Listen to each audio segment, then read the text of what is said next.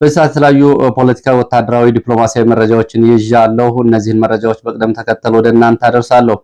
ዛሬም በትግራይ ሌሊቱን የድሮን ጥቃቶች መፈጸማቸውን የሚገልጹ መረጃዎች ወጥተዋል። ከዚህ ጋር በተያያዘ በትግራይ ውጥረቱ ከፍተኛ ደረጃ በደረሰበት በዚህ ሰዓት እንደዚሁ ዲፕሎማሲያዊ ጥረቶችን መቀጠላቸውን የሚያሳዩ መረጃዎች ወጥተዋል።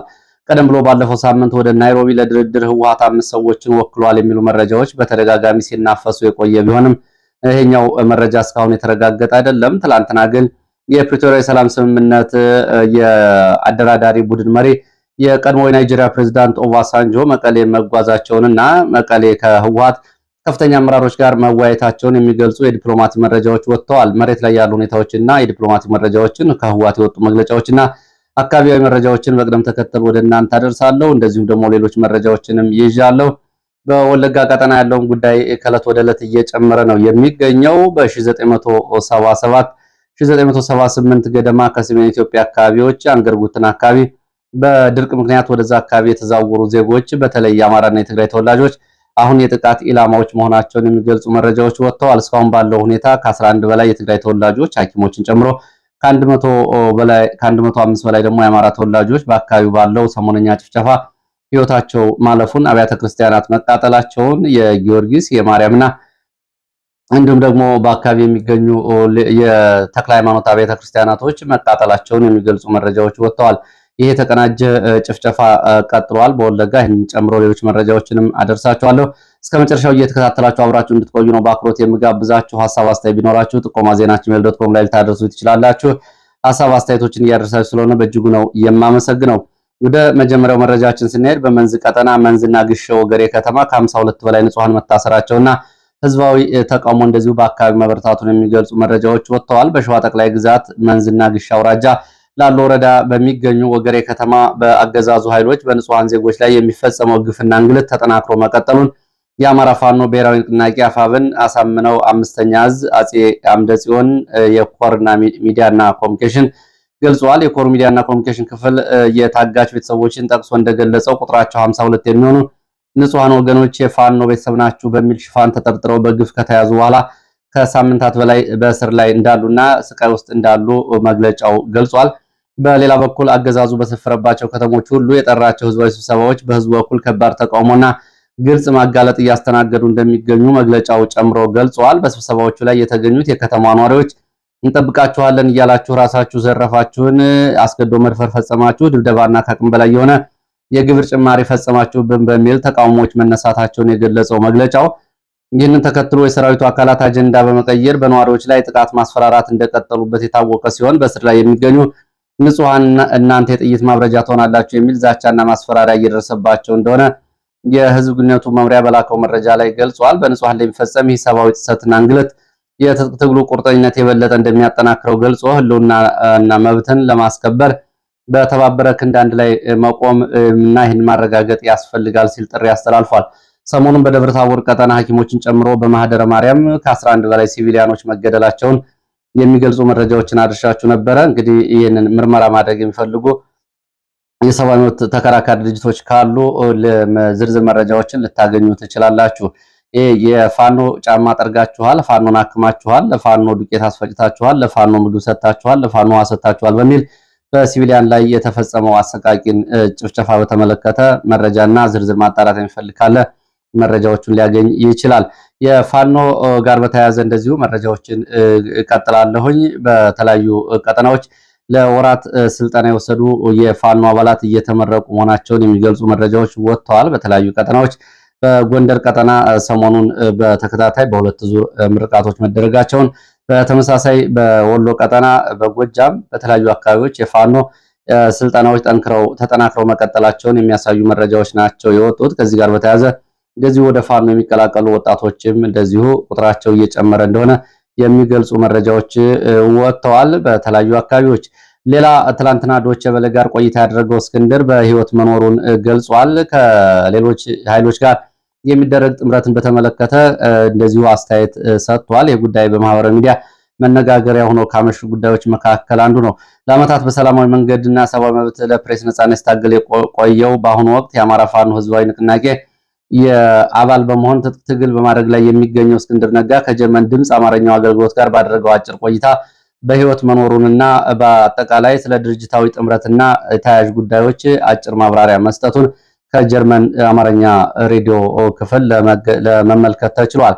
በመጀመሪያ በግድያ ተፈጽሟል ከተባለው ጉዳይ ጋር በተያያዘ የበርካታ የግድያ ሙከራዎች ተደርገዋል። አሁን ተገድሏል የሚለው ዜና የሚሰራጨው በተያያዥ ጉዳዮች እንደሆነ የገለጸው እስክንድር እኔ አሁን አለው አልተገደልኩም፣ በእግዚአብሔር ቸርነት እስካሁን መቆየት ችያለሁ ያለው እስክንድር ከዚህ ቀደም ከብልጽግና መንግስት ከአየርና ከእግረኛ ድረስ ጥቃት ስለመሰንዘሩና ተከታታይ የግድያ ሙከራዎች እንደነበሩ ገልጿል። ከዚህ በተጨማሪ እንደዚሁ በሌሎች ለጊዜው ስማቸውን ለፈው ባለው አካላት የግድያ ሙከራ እንደተደረገበትም እንደዚሁ አብራርቷል። በንቅናቄው ውስጥ ስላለው ሚናም እንደዚሁ በጀርመን ድምፅ ራዲዮ ጋዜጠኛ የተጠየቀው እስክንድር በአሁኑ ወቅት ተራ አባል ሆኖ እየተንቀሳቀሰ መሆኑን ገልጿል። ከፋኖም ሆነ ከአማራ ክልል ውጭ ያሉ በትግሉ ውስጥ ረጃጅም እጆች ጣልቃ በመግባታቸው የሐሳብ ልዩነቶች በመፈጠራቸው ምክንያት በመሪነት መቀጠል የማይችልበት ሁኔታ መፈጠሩንም እንደዚሁ ገልጿል። የትኞቹ ናቸው ረጃጅም እጆች ተብሎ በጋዜጠኛው ለቀረበለት ጥያቄ ግን ለጊዜው ይህም ይለፈኝ ሲል ነው የመለሰው። በሌላ በኩል አማራ ፋኖ ብሔራዊ ንቅናቄ ከሌሎች የኢትዮጵያ ውስጥ ከሚንቀሳቀሱ ኃይሎች ጋር ስላለው ጥምረት ለቀረበለት ጥያቄ አሁን ያለው የአማራ ፋኖ ብሔራዊ ንቅናቄ አመራር በምርጫ ሳይሆን በምደባ የተሰየመ ጊዜያዊ የሽግግር አመራር ነው። በሁለቱም በኩል የብዙ ኢትዮጵያውያን ደም እየፈሰሰ ባለበት በዚህ ወቅት ከባድ ውሳኔዎችንም ሆነ በከባድ ውሳኔዎች በጊዜያዊ አመራር ሳይሆን በማዕከላዊ ኮሚቴና በአባላት ሙሉ ተሳትፎ ሊጸድቁ ይገባል ሲል እንደዚሁ የአሰራር ጥያቄም አንስቷል። በመሆኑም አብዛኞቹ የአማራ ፋኖ ብሔራዊ ንቅናቄ አባላት ስለ ውሳኔው እንደማያውቁና እንዳልተሳተፉበት በመግለጽ ሰራዊቱ ተሰብስቦና ተወያይቶ ድምጽ ሊሰጥበት እንደሚገባ እንደዚሁ አንስቷል። በመጨረሻም ለዓመታት ከቆየበት ሰላማዊ የፖለቲካ ትግል ወደ ትጥቅ ትግል በመሸጋገሩ ይቆጨው እንደሆነ የተጠየቀው እስክንድር በውሳኔ አልቆጭም ሲል ገልጿል። ይህም አልቆጨው ደግሞ ከ2010 ዓ.ም በኋላ የመጣው አገዛዝ ጉዳዩን ከዲሞክራሲያዊ ጥያቄ አልፎ በዋነኝነት የጄኖሳይድ ወይም ደግሞ የዘር ማጥፋት ስጋት የደቀነ ስለሆነ ህልውናውን ለማስከበር ሲል ወደ ትጥቅ መግባቱን ለጀርመን ድምፅ ራዲዮ ገልጿል። ከዚህ ጋር በተያያዘ እንደዚሁ ሐምሌ 3 2011 ዓ.ም ከአማራ ፋኖ ብሔራዊ ንቅናቄ ሰብሳቢ የተጻፈ ደብዳቤ እስክንድር ከጎንዮሽ እንቅስቃሴዎች እንዲታቀብ የሚል ማስጠንቀቂያም እንደዚሁ መጽሐፉን የሚገልጹ መረጃዎችም ትላንትና አብረው በማህበራዊ ሚዲያ ሲሰራጩ ነበረ። ይህ እንግዲህ ከጀርመን ድምፅ ሬዲዮ የተገኘው መረጃ ነው። ይህንን ተከትሎ በማህበራዊ ሚዲያው ላይ ከፍተኛ ውዝግቦች የተስተናገዱ ነው የሚገኙት። እንግዲህ ከጥምረት ጋር በተያያዘ ያው በተደጋጋሚ በሚቀርቡ አስተያየቶች ላይ ከፊሎቹ ጥምረቱን በመደገፍ ከፊሎቹ ደግሞ ምክንያታዊ ጥያቄዎችን በማቅረብ ደግሞ ሌሎቹ ደግሞ ይህንን ጥምረት ለብልጽግና ያሰጋል በሚል በሶስት መንገድ የተከፈሉ አካላት የጥምረትን ጉዳይ ውዝግብ ሲያነሱበት ቆይተዋል፣ እያነሱበት ይገኛሉ። በመሰረታዊነት ጥምረት የሚለው ብልጽግናን ያሰጋብናል የሚሉትን ለብቻ በማስቀመጥ ግን በሁለት ጎራ ያሉትን ግን በለያይቶ መመልከት ይቻላል። አንደኛው የሚደረገው ጥምረትና ቅንጅት መሰረታዊ ፍኖተ ካርታ፣ የፖለቲካ መርህ፣ የትግል መርህ ይኑረው፣ ይሄም ግልጽነት ይኑረው የሚለው መሰረታዊ ጥያቄ ይሄ ሊመለስ የሚገባው ጉዳይ ነው። በተደጋጋሚ ተነስቷል። ይህንን ከመመለስ ይልቅ ወደ ስድብ ወይም ደግሞ ጉዳዩን ለማዳፈን ከጀርባ የሚንቀሳቀሱ በተደጋጋሚ በሚዲያም በማህበራዊ ሚዲያም ተጽዕኖ ለመፍጠር የሚሞክሩ አካላት ይሄ ጉዳይ ሊያዋጣ የማይችል በአንጻሩ ዋጋ ለሚከፈልበት ትግል ለእያንዳንዱ ጉዳዮች ላይ ከመገለጽ ያለባቸው ጉዳዮች ላይ ለታጋዩም እንዲሁም ደግሞ ለሚመለከተው ጉዳይ ለሚመለከተው አካል ጉዳዩ እየተገለጸ የድጋፍ እያገኘ መሄድ አለበት። ከዚህ ውጭ ያለው ሽፍንፍን ብሎ የሚሄደው ጉዳይ ግን ፋኖንም ከመክፈል የአማራን ሕዝብ ከመክፈል ትግሉን ከመክፈልና ከማጓተት ያለፈ ሚና አይኖረውም። ይሄ እንግዲህ በግልጽነት ያልተመረኮዘ ከሆነ ውጤቱ ይሄ ነው የሚሆነው። ለነዚህ መሰረታዊ ለሚነሱ ጥያቄዎች ትብብር ምንድነው? ግንባር ምንድነው? ቅንጅት ምንድነው? ከማን ጋር ትተባበራለህ? ከማን ጋር ትቀናጃለህ? በምን ጉዳይ ትተባበራለህ? በምን ጉዳይ ግንባር ትፈጥራለህ? የሚለው ጉዳይ ሰዎች የሚጠይቁት ጥያቄ ነው። ይህንን የሚጠይቁ ጥያቄዎች ስለ ትብብር ወይም ደግሞ ስለ ቅንጅት እንዲሁም ደግሞ በአንድነት ስለመታገልና ኃይል ስለመሰብሰብ ግንዛቤ የሌላቸው ስለሆኑ ወይም ደግሞ የቅንጅትና የትብብርን ወይም ደግሞ የጥምረትን አስፈላጊነት የሚረዱ ሳይሆን በርካታ በኢትዮጵያ ፖለቲካ ታሪክ ውስጥ ብዙ ሸፍቶች የነበሩ ስለሆነ በዚህ ጉዳይ ላይ መተማመኛ ይቅረብ ነው እያሉ ያሉት። ይህም እንግዲህ ዝም ብሎ ግርግር የሚታለፍ ጥያቄ አይደለም፣ መሰረታዊ ጥያቄ ነው። ከአሁን በፊት ኦሮማራ ብለው ጥምረት ፈጥረው እና አብይ አህመድና ነገዱ አንዳርጋቸው የኦሮማራ ጥምረት መጨረሻው ታይቷል። ከዛ በፊት እንደዚሁ ደርግን እንጣል በሚል ኢህአዴግ ብለው 4 ድርጅቶች ግንባር እንዲሁም ደግሞ ሌሎች ተባባሪ ሆነው የፈጠሩት ግንባር አስኳሉ ማን ሆኖ ማን እንደተጫወተበት ይታወቃል። በዚህ ጉዳይ ላይ በርካታ ጉዳዮችን ማንሳት ይቻላል፣ ቀንና ጊዜ የማይበቃቸው ጉዳዮች። ስለዚህ አጭሩ ጉዳይ ላይ ማብራሪያ ያስፈልጋል። ግልጽ የሆነ ጥቅሙን የማያስነካ ጥቅሙን የሚያስከብር ስምምነትና ግንባር ያስፈልጋል ነው። ወደ ሌሎች መረጃዎች እቀጥላለሁ። በአዲስ አበባ ከተማ ለ47 ቀናት ሲካሄድ የቆየ ሀገራዊ ምክክር ኮሚሽን ውይይት መድረክ መጠናቀቁን ተከትሎ በውይይቱ ሂደት የኦሮሞ ብልጽግና የፈለገውን ውጤት ማግኘት ባለመቻሉ በተፈጠረው አለመግባባት ተመካካሪዎቹ አዝነውና ተስፋ ቆርጠው እንዲበታተኑ መደረጉን ተሳታፊዎች ገልጸዋል። በኮሚሽኑ በኩል ለአንድ ተሳታፊ 88 ሺህ ብር የውሎ አበል የወጭ መተኪያ እንዲከፈል ተወስኖ የነበረ ቢሆንም በአዲስ አበባም ሆነ ከሩቅ የሀገሪቱ ክፍሎች የመጡ ተሳታፊዎች የተከፈላቸው ገንዘብ ከ47 ሺህ ብር በላይ በታች እንደሆነ ተገልጿል። ቀሪው ገንዘብ አለመከፈሉ ተቋሙ ስላለው ሙስና ሲመክር ከርሞ ራሱ በሙስና ስራር ተዘፍቋል የሚሉ ቅሬታዎች አንስተዋል። ቀደም ብሎ የአዲስ አበባ ከተማ አስተዳደር ለተሳታፊዎቹ 5000 ብር አበል የከፈለ ቢሆንም በኋላ ተሳታፊዎቹ የያዙትን አቋም ተከትሎ ግን የኦህዴድን ፍላጎት አልደገፉም በሚል እንደዚሁ ቃል ገብቶ የነበረውን አበል ማጠፉን፣ ክልሎችም ይህን አበል አለመክፈላቸውን የታወቀው በተለይ የአማራ ክልል ተወካዮች የቀሪ አበል ክፍያ ባለመፈጸሙ የመመለሻና የአየር ትኬት በመቋረጡ ምክንያት በሲቪል ሰርቪስ ዩኒቨርሲቲ ግቢ ውስጥ ለእንግልት እንደተዳረጉ ነው የገለጹት። የምግብ አገልግሎት የተቋረጠባቸው ሲሆን ከተጠቀሙባቸውና ከቆዩባቸው መኝታ ክፍሎች እንዲወጡ መጠየቃቸው ተከትሎ እንደዚሁ ለወጪ እንዳረጋለን እንግልት ላይ ነን በሚል ጥያቄ እያቀረቡ ነው። በአንጻሩ የትግራይ ተሳታፊዎች ለብቻቸው ተለይተው እንዲቆዩ ተደርጓል። ተጨማሪ ክፍያና እንክብካቤ እየተደረገላቸው እንደሆነ እና በላይ በተሰጠ ትዕዛዝ መሰረት አሁንም ለተጨማሪ ቀናት የሚያቆያቸው ተጨማሪ አበል እንዲከፈላቸው ታዟል። ውይይቱ ከተጠናቀቀበት ምሽት ጀምሮ የኦሮሞ ተሳታፊዎች ደግሞ ልዩ ልዩ ትራንስፖርት ተዘጋጅቶላቸው እንዲሁም ደግሞ ተመድቦላቸው በልዩ እንክብካቤ ተወስደዋል ሲሉ ነው የገለጹት። ወደ ወለጋ መረጃዎች ሄዳለው። በምስራቅ ወለጋ አንገርጉትና ዙሪያው ያሉ ሁኔታዎችን በተመለከተ የተፈናቃዮች ንብረት ውድመት እንዲሁም ደግሞ ያለውን አጠቃላይ ሰብአዊ ቀውስ በተመለከተ በተለይ መንደር 3 እና ከመንደር 3 ከመንደር 22 ሰላማዊ ነዋሪዎች ላይ ያተኮሩ ጥቃቶች፣ መፈናቀሎች፣ የንብረት ውድመቶች ዛሬም ቀጥለዋል። ነዋሪዎቹ ከቀያቸው የተፈናቀሉ ሲሆን የመኖሪያ ቤቶች፣ አብያተ ክርስቲያናት፣ የቁም እንስሳትን ጨምሮ ሌሎች ንብረቶች መዘረፋቸውና መቃጠላቸው ታውቋል። የጸጥታ ኃይሎች ተሳታፊ ናቸው በዚህ ያሉት የመረጃ ምንጮቹ በቦታው የሚገኙ የጸጥታ ኃይሎች፣ የመከላከያ እንዲሁም ደግሞ የኦሮሚያ ልዩ ኃይል አባላት ይህንን በቀጥታ ከማስቆም ይልቅ በድርጊቱ ተሳታፊ ሆነዋል በሚል ቅሬታ አቅርበዋል። አቅመ ደካሞች የተገደሉበት የዜጎች ሕይወት አደጋ ላይ የወደቀበት ሁኔታ መኖሩን የገለጹት የመረጃ ምንጮች በአካባቢ እየተፈጸመ ያለው የሰብአዊ መብት ጥሰትና መፈናቀል በሚዲያዎች በቂ ሽፋን ባለማግኘቱ የነዋሪዎቹ ድምጽ የሚያሰማ አካል ባለመኖሩ አስቸኳይ መፍትሄ ሊመጣ አልቻለም ብለዋል። ያው እንግዲህ ጠንክሮ ራስ መከላከል ካልሆነ ሁኔታው ለሚፈጽመው መንግስት አካል አቤት ቢሉት መፍትሄ አይሆንም። ያው እንግዲህ በወለጋ ጉዳይ ተደጋግሞ ታይቷል። በዚህ መንደር 3 ተብሎ በሚጠራው አካባቢ በሚገኙ የማርያም ቤተክርስቲያን ተጠልለው ይኖሩ የነበሩ ንጹሃንና ሲቪሊያኖች ላይ ዘግናኝ ጭፍጨፋዎች መፈጸማቸውን ከስፍራ የወጡ መረጃዎች አመልክተዋል። በዚህ ጥቃት ህይወታቸውን ያጡ የአማራ የትግራይ ተወላጆች እንዳሉ የገለጹት የመረጃ ምንጮች ባለፉት 2 ሳምንታት ውስጥ ብቻ በአንገርጉትን መንደር 1 እስከ መንደር 22 ባሉት አካባቢዎች በተፈጸሙ ተከታታይ ጥቃቶች ከ100 በላይ የአማራ ተወላጆች እና 11 የትግራይ ተወላጆች ተገድለዋል። ከተጨፈጨፉት የትግራይ ተወላጆች መካከል ለረጅም ዓመታት በአካባቢው በሕክምና ሙያ ላይ ሲያገለግል የነበረ ሀጎስ የተባለ ሐኪምም እንደዚሁ የሕክምና ባለሙያ መገደሉን የመረጃ ምንጮች ጨምረው ገልጸዋል። በነዋሪዎቹ ዘንድ አሁንም ከፍተኛ ስጋት ተፈጥሯል።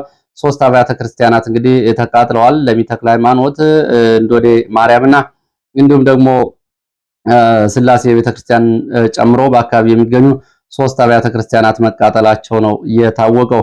ወደ መቀሌ የሚወስዱ መረጃዎች አስከትላለሁ። የፕሪቶሪያው ስምምነት በይፋ ፈርሷል ሲል ህወሓት መግለጫ ሰጥቷል። ህዝባዊ ወያኔ ሓርነት ትግራይ ወይም ህወሓት ሰኔ 18 ቀን 2018 ዓ.ም ባወጣው ሳምንታዊ መግለጫ የፌደራል መንግስት የፕሪቶሪያውን ሰላም ስምምነት በይፋ በማፍረስ በትግራይ ከተሞችና ገጠሮች የድሮንና የከባድ መሳሪያዎች ድብደባዎችን፣ አዲስ ጥቃቶችን እየፈጸመ ይገኛል ሲል ከሷል።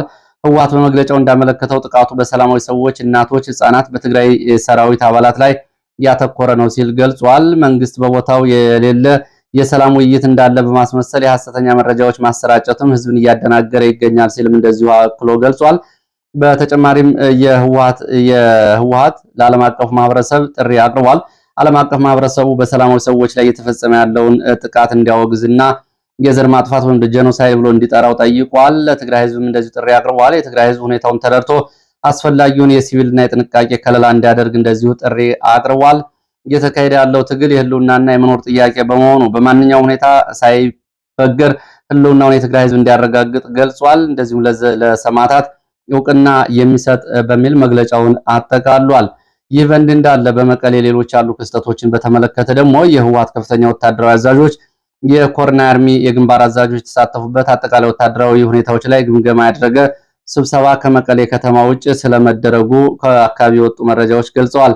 በዚህ በወጣው ግምገማ መሰረት በትግራይ አካባቢ ያለውን አጠቃላይ የድሮን ጥቃቶችን ማስቆምና መቆጣጠር በሚቻልባቸው ሁኔታዎች ላይ ሪፖርት ቀርቦ ውይይት ስለመደረጉ፣ የትግራይ የአየር ክልልን ዝግ ማድረግ ወይም ደግሞ ክፍት ማድረግ በሚለው ጉዳይ ላይ እንደዚሁ በአዛዦቹ መካከል ውዝግብ ስለመፈጠሩ፣ በተጨማሪም የትብብርና የግንባር ጥምረትን በተመለከተ በስብሰባው ላይ ጥብቅ ግምገማ የተደረገ ሲሆን እንደ ሸረሪና የነበሩ ውጊያዎችን በማንሳት ትዕዛዝ አልተሰጠንም በሚል ተባባሪዎች አልደረሱልንም በሚል የቀሩ ኃይሎች የኃይል ሚዛን ላይ ከፍተኛ ተጽዕኖ እያሳደሩ ነው የሚል ግምገማ ስለመነሳቱ፣ ወደፊት የሚደረጉ ዘመቻዎች በሙሉ ጥምረትና ትብብር ካልታከለባቸው የተለየ ውጤት ሊያመጡ እንደማይችሉ ስጋትና ተስፋዎች መገምገማቸው፣ ከዚህ ጎን ለጎን በትግራይ ውስጥ ባለው የህዝብ ድጋፍ የኃይል መከፋፈል እንዲሁም ደግሞ የታጣቂዎችና የሰራዊቱ የስነ ልቦና የውጊያ ዝግጁነት ላይ ሪፖርቶች መቅረባቸውና መወያየታቸው፣ ለወደፊትም የውጊያ መስመርና ጉዳዮችን በተመለከተ ጦርነቱን ከትግራይ ክልል ማራቅና ወደ መሃል ሀገር መግፋት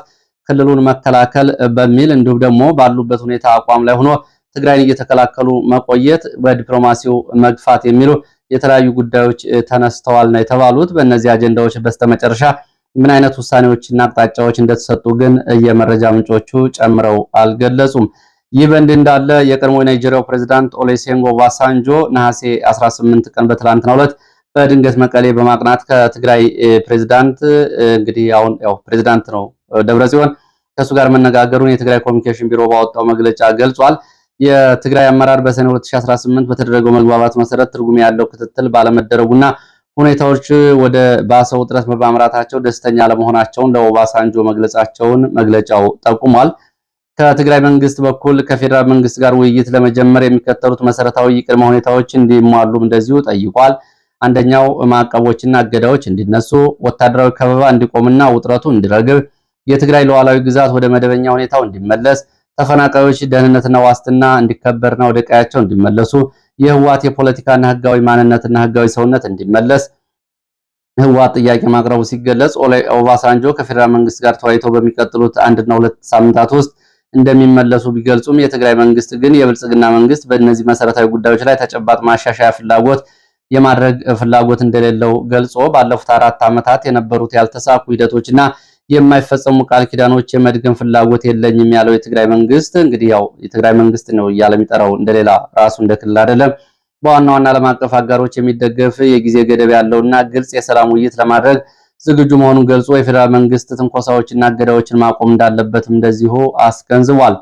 ከድሮን ጥቃቶች ጋር በተያያዘ ዛሬ ሌሊቱን ጨምሮ በተለያዩ የትግራይ አካባቢዎች ትላንትና የተፈጸሙ ድሮን ጥቃቶችን በተመለከተ በአሳለፍነው 24 ሰዓት ብቻ ከበርካታ የድሮን ጥቃቶች በትግራይ መፈጸማቸውን መረጃዎች ያሳያሉ። በሽሬ እንዳባጉና አቅራቢያ በሚገኝ አዲገብሩ ተብሎ በሚጠራ አውራ ጎዳና አካባቢ፣ በራያ አላማጣ ጋሲራ ተብሎ በሚጠራ አካባቢ እንዲሁም ደግሞ በደቡብ ትግራይ ዞን አጽቢ ወንበርታ ወረዳ ፍሬወይን ወይም ደግሞ ቢለጋ ተብሎ በሚጠራ የቀበሌ በሚገኝ የሱር ኮንስትራክሽን ካምፕ ላይ ዛሬ ሌሊቱን ጥቃቶች መፈጸማቸውን መረጃዎች ገልጸዋል። ከትግራይ አካባቢዎች ጋር በተያያዘ በአጠቃላይ እንግዲህ በአንድ ሳምንት ብቻ ከ8 በላይ የድሮን ጥቃቶች መፈጸማቸውን የወጡ መረጃዎች ያሳያሉ። የአርሚ 11 የሮኬት ተሸካሚ ተሽከርካሪዎችን ጨምሮ እንዲሁም ደግሞ ቅጠላቅጠል ለብሰው የነበሩ ከባድ መሳሪያዎች በራያ ጋሲራ በእንዳባጉና መውደማቸው ሲገለጽ፣ በአጽቢ ወረዳ ደግሞ ጊዜያዊ ወታደራዊ የሎጂስቲክ ማዕከል ዛሬ በጥቃት ኢላማ ሆኗል። የደረሰው ጉዳት በውል አልታወቀም። በህወሓት በኩል እንግዲህ ከዚህ ጋር በተያያዘ በሲቪሊያን ላይ ጥቃቶች እየተፈጸሙ በእርሻ ትራክተሮች ላይ በመኖሪያ መንደሮች ላይ ውድመቶች እየተፈጸሙ እንደሆነ ተደጋጋሚ መግለጫ መስጠቱ ይታወቃል። ወደ ሌሎች አፍሪካ ነክ መረጃዎቻችን የአፍሪካ ቀንድ መረጃዎቻችን ስንሄድ ከኢትዮጵያ ጋር የሚተሳሰሩ ጭምር ማለት ነው በጀነራል አብዱል ፈታህ አልቡርሃን የሚመራው የሱዳን መከላከያ ኃይል በብሉ ናይል ወይም ደግሞ በጥቁር አባይ ግዛት ከኩርሙክ ከተማ አቅራቢያ ከኢትዮጵያ ወሰን የተላከች ሰው አልባ የውጊያ ድሮን መጥቶ መጣሉን አስታውቋል። እንደ ሱዳን ጦር መግለጫ ድሮኗ ከኢትዮጵያ ግዛት አልፋ ከተጓዘች በኋላ ዳንዲሮ ተብሎ በሚጠራ የጥቁር አባይ ደቡብ ምስራቅ አቅጣጫ በጥቅም ላይ ሳለች በሱዳን አየር ኃይል ተመታ መውደቋን ገልጿል። የሱዳን ወታደራዊ ባለስልጣናት እንደገለጹት ድሮኗ የሱዳን መንግስት ሰራዊት ላይ የሚዋጉትን አርኤስኤፍ ወይም ደግሞ የፈጥኖ ደራሽ አማጺ ኃይሎችን ለመደገፍ ለማገዝ የተላከች እንደሆነች ገልጾ የሱዳን ምንጮች አክለው እንደገለጹት ይህ ከተደመሰሱ ድሮኖች መካከል ሶስተኛው የኢትዮጵያ ድሮን ሲሆን በዚህ ሳቢያ በሱዳን ክልል ይንቀሳቀሱ የነበሩ የኢትዮጵያ ድሮኖች ቁጥር አሁን ወደ 2 ወርዷል። 3ቱ ተመተው በመውደቃቸው ምክንያት ብሏል። በኢትዮጵያ በኩል ስለደረሰው የድሮን መከስከስም ሆነ ስለተደረገው ወታደራዊ ዘመቻ እስካሁን በይፋ ምላሽ አልተሰጠም። ይህን ክስተት የሱዳን እርስ በርስ ጦርነት ወደ ጎረቤት ሀገራት እየተስፋፋ በመጣበት የቀጠናው ድንበር ላይ ያለው ውጥረት በከፍተኛ ሁኔታ እየጨመረ በሄደበት ወቅት የወጣ መግለጫ ነው። በሌላ በኩል የሱዳን ጉዳይ ዓለም አቀፍ መነጋገሪያ ሆኖ በተባበሩት መንግስታት ድርጅት የጸጥታው ምክር ቤት አስቸኳይ ስብሰባ ተጠርቶበታል። በአሜሪካ በሱዳን ሙሉ ግዛት ላይ የተጣለውን የጦር መሳሪያ እገዳ ለማስፋፋትና የሰው አልባ የውጊያ ድሮኖች ተዛማጅ ቴክኖሎጂዎች በግልጽ የሚያካትት ውሳኔ ሐሳብ ረቂቅ ለተባበሩት መንግስታት የደህንነት የጸጥታው ምክር ቤት እያቀረበች ሲሆን የአሜሪካ ፕሬዝዳንት ከፍተኛ አማካሪ ማሶድ ቦሎስ እንደገለጹት ከ2026 መጀመሪያ አጋማሽ ጀምሮ የድሮን ጥቃቶች 1120 በላይ ሲቪሊያን መገደላቸውን አሜሪካ ያቀረበችው ረቂቅ 1591 በባለሙያዎች ቡድን አባላት ቁጥር ለመጨመርና በሱዳን ጦር እንዲሁም በፈጥኖ ደራሽ ኃይሉ መካከል የሚደረገው ውጊያ ለማስቆም ያለመ እንደሆነ ገልጸዋል። የሱዳን ሉዓላዊ ምክር ቤት ሊቀመንበር የመከላከያ አዛዥ ጀነራል አብዱል ፈታህ አልቡርሃን በካርቱም ለፖሊስ አባላት ባደረጉት ንግግር ዓለም አቀፍ ማዕቀቦች የሱዳንን ሰራዊት ከአማጽያን ጋር የሚያደርገውን ውጊያ ያቆሙትም ቁርጠኝነቱን የማያዳክሙትም ሲሉ የተባበሩት መንግስታት ድርጅት የጸጥታው ምክር ቤት የአሜሪካን የቀረበውን ፕሮፖዛል እንደማይቀበሉት ገልጸዋል።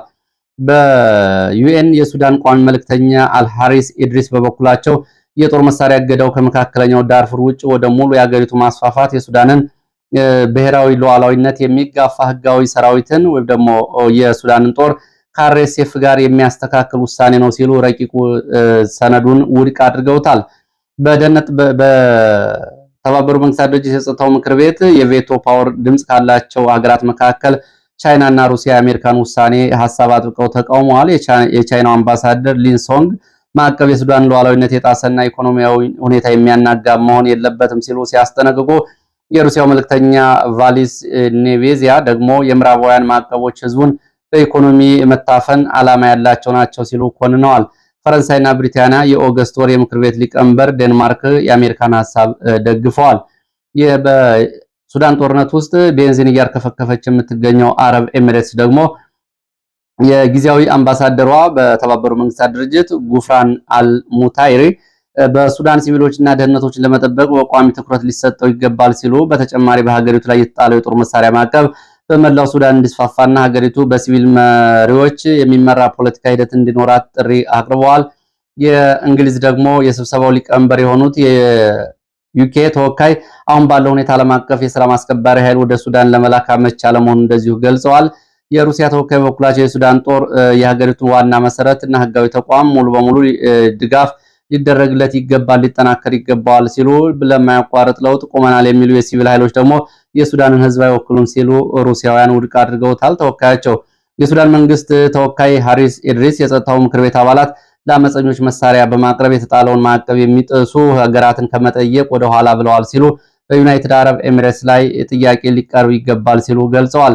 በሌላ በኩል ከወታደራዊ እንቅስቃሴ ጋር በተያያዘ በሱዳን የብሉ ናይል አሶሳ ኩርሙክ ዋና መንገድ በኩል ወደ ኢትዮጵያ ወሰን ሲንቀሳቀሱ የነበሩ የፈጥኖ ደራሽ ኃይሉ ኮንቮዮች መመታታቸውንና የኤስፒኤልኤም ወታደራዊ አዛዦች መደምሰሳቸውን የሱዳን ጦር ገልጿል።